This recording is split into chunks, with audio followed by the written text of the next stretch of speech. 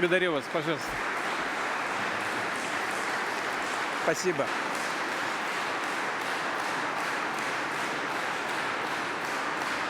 Уважаемые коллеги. Dear colleagues, friends, Наша встреча проходит в связи our с meeting takes предстоящим place as the term of the Eighth Convocation of the State Duma comes to an end. Прошедшие The past 5 years, это the duration of your tenure as deputies, have been challenging and immensely consequential for our nation. нашей страны. Это без всякого This is, преувеличения without exaggeration, решающий one of the этап decisive в chapters in the history of our fatherland, на кону судьбы a time when the very будущее destiny and future of our нашего народа. people are at stake. Это никакой не This is no преувеличение, так оно и overstatement. есть. It is the reality as the contours of a new world order emerge amidst bitter struggle and intense competition. Хочу поблагодарить I вас would за like to express my gratitude to you for our effective joint work, first and foremost in strengthening state sovereignty and safeguarding the national interests of the fatherland. Сегодня мы продолжаем Today, we отстаивать continue to безопасность defend the и security and independence of our правду и state, справедливость. along with truth and justice. Россию за очень The долгие participants of the героически special сражаются military участники operation специальной are военной heroically fighting for Russia, for their homeland. They are supported by our entire nation, by all of society. We will achieve our objectives and together do everything necessary for victory for Russia. на исторические To historical испытания, trials and aggressive внешние external агрессивные pressure, давления наш our многонациональный multinational народ people ответил responded with внутренней internal почвой. cohesion. Так было It всегда. has always been this way, and that is precisely what is happening today. The deputies of the State Duma have fully justified their elevated status as representatives of the people. They demonstrated absolute devotion to the motherland, competence, and resolve, swiftly and effectively drafting and passing complex legislation essential for our fighters and commanders, defense enterprises, industrial plants, the domestic economy, the social sphere, and of course, society and the state as a whole. Under difficult conditions, you acted professionally and confidently alongside your colleagues from the Federation Council, the government, the presidential administration, and the regions of the Russian Federation. A substantial contribution was made by all deputies and all factions of the State Duma.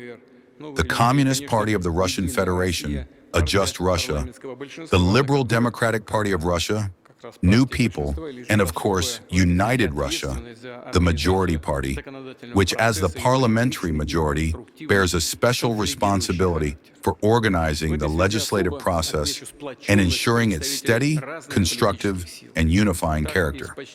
In this regard, I would particularly emphasize the solidarity shown by representatives of various political forces. Out of nearly 3,000 legislative acts passed over these years, 2/3 received the support of all parliamentary factions. A comprehensive system of legal guarantees has been established and continues to expand for participants and veterans of the special military operation, as well as for the families of the defenders of the fatherland. Likewise, parliamentarians presented a united front in passing legislation on the reunification of Russia with 4 of our historical regions, the Donetsk and Lugansk People's Republics, and the Zaporozhye and Kherson regions. Their integration into our single shared homeland as full-fledged subjects of the Federation has been ensured.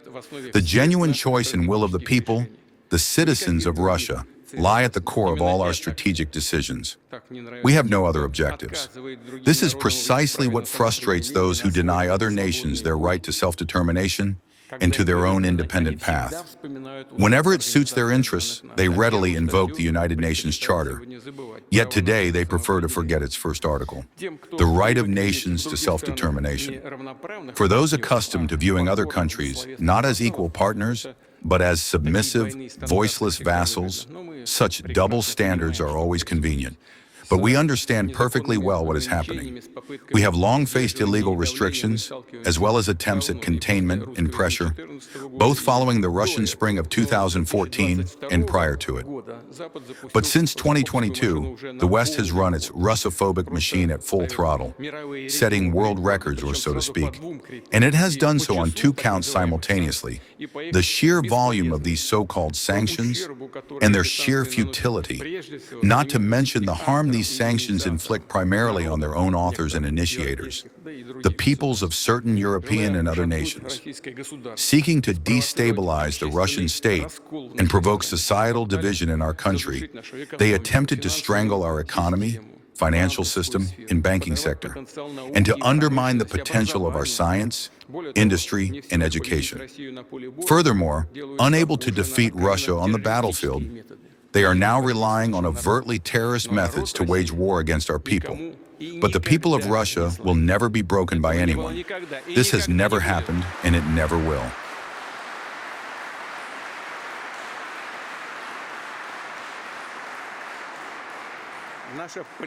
Our political system and institutions of power are built on sovereign principles in full accordance with the Constitution of the Russian Federation. They stand ready to defend the country and, together with society, are fully capable of delivering a decisive rebuff to any hostile actions. Dear colleagues, I thank you for the swift passage of effective anti-sanction measures, for prioritizing the state's social obligations to our people, and for your special focus on demographics, support for families with children, and the development of healthcare, education, culture, and a patriotic education system for future generations grounded in our traditional spiritual and moral values. No matter how difficult things have been, and we are undoubtedly navigating a challenging period, over these years, we have never lost sight of addressing the key issues concerning the well-being of our citizens. Our budgetary policy is traditionally crafted with the most active and substantive involvement of parliamentarians. I am confident that in working on the budget for the upcoming three-year period, the priority, alongside strengthening national defense, will remain addressing urgent social priorities. Simultaneously, we will focus on supporting key economic sectors, leading domestic enterprises, small and medium-sized businesses, as well as the labor market, where, as you know, unemployment has dropped to historical lows. At the same time, we are not merely adapting to new conditions and confidently overcoming the artificial barriers imposed from the outside. Together, we have also set ambitious, far-reaching goals for the future. These include enhancing public well-being, creating broad opportunities for personal fulfillment, and reducing poverty, where, of course, we have much to be proud of, as the momentum is strong. We are setting targets for technological leadership and, remarkably, despite all these external restrictions, achieving the results we need across the board. We will continue working along all these avenues.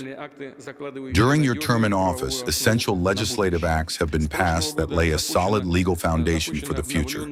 Since last year, updated national projects and development programs have been launched. The Parliament's work on their legislative framework is being carried out in close coordination with the government of the Russian Federation.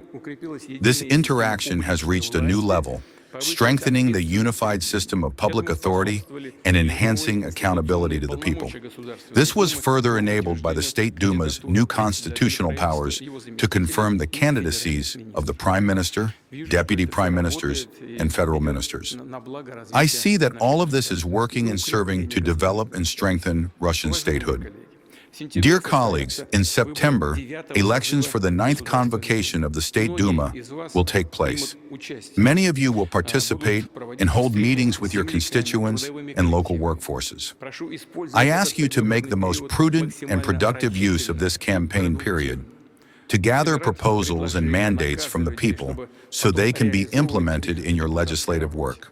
Its true foundation lies right there in the constituencies, in a robust feedback loop between the state and Russia's vast, diverse, and distinctive society. We must listen to its voice and always follow its lead. I am confident that the parliamentary parties will conduct their election campaigns with respect for our voters and, of course, for one another. The level of political culture has undoubtedly grown and strengthened over recent years, including during your tenure in this convocation. I hope all of this will be put to practical use. I am certain that all of you will treasure the consolidation of leading political forces that we see today. It is the guarantee of continuity in our shared effort to achieve national development goals. развития. I wish you all every success. Thank you very much.